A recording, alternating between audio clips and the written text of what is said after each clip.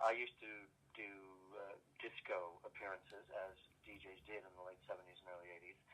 And then breakfast television started, and I was part of the original Saturday morning team with Michael Parkinson.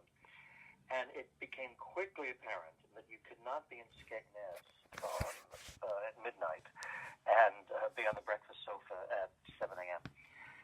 So I had to make a choice, which for me was no choice because I always prioritized broadcasting. And I stopped doing the PAs, and it never occurred to me to do them again until last year.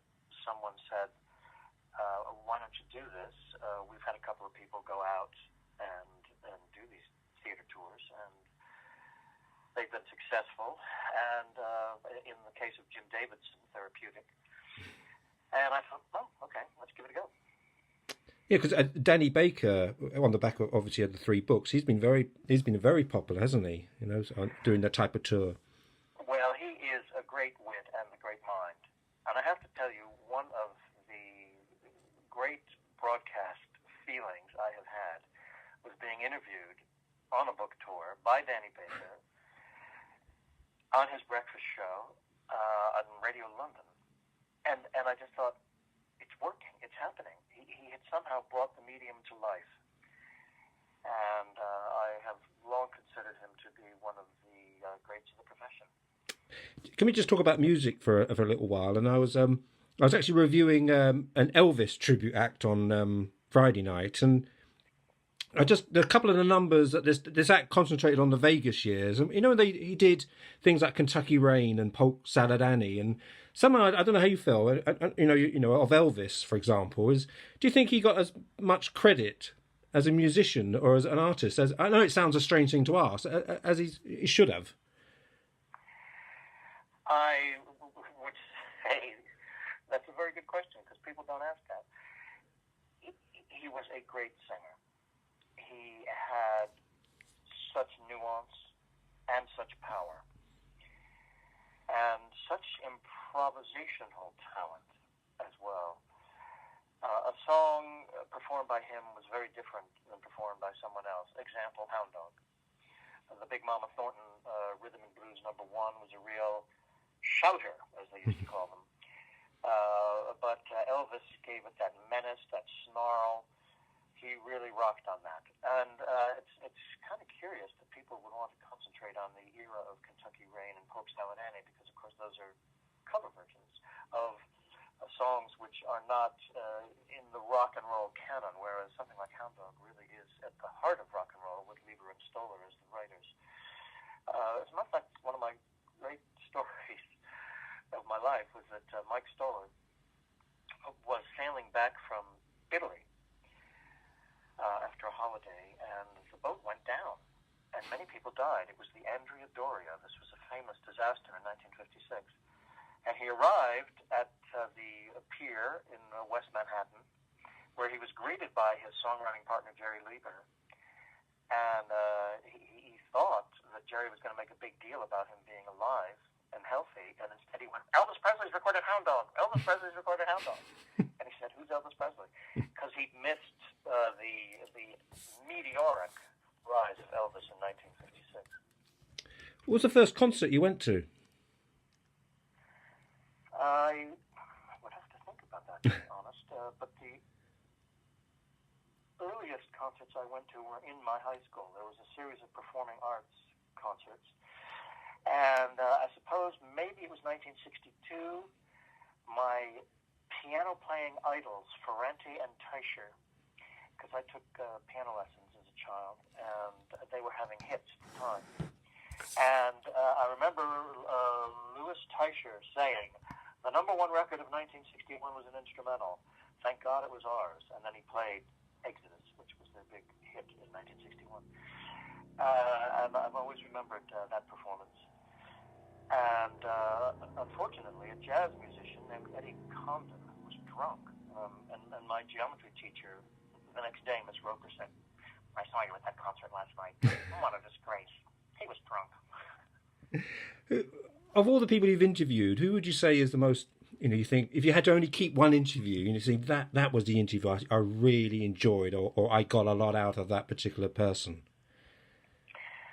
Well, actually, it's easy to answer that question. My favorite interviewee through the years has been Elton John because he's so witty and so into his music, and we can talk on that level.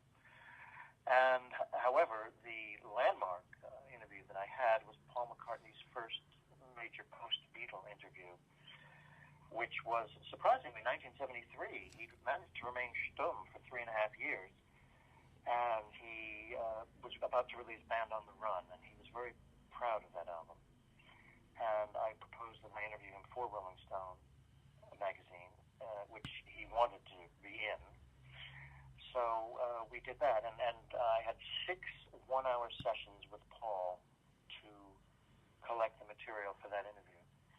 And that was a historic outing.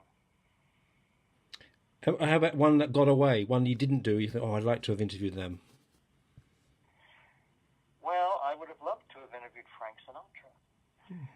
But of course, A, he was before my time. But B, also, he wasn't doing interviews by the time that I started doing interviews. I was even hoping that the Italian-American surname might get an in with me, but he was past doing any interviews in those days. The reason why I missed doing an interview with him was because he never gave a fully musically serious interview. Because people who interviewed him always wanted to ask him about surface things or extraneous things that weren't about the music. I always love it whenever you hear him say, almost in a casual, thrown away way, he'll refer to one of the instrumentalists on his record, or how he learned from Billie Holiday and Tommy Dorsey. And Tommy Dorsey, when he was in the Tommy Dorsey Orchestra singing, and he noted that Tommy Dorsey would play his instrument almost like a vocalist, and he was fascinated by this, and he was influenced by that, and of course by Billie Holiday's emotion and styling and timing. Well, this is the stuff that I live on. I long to hear stuff like this.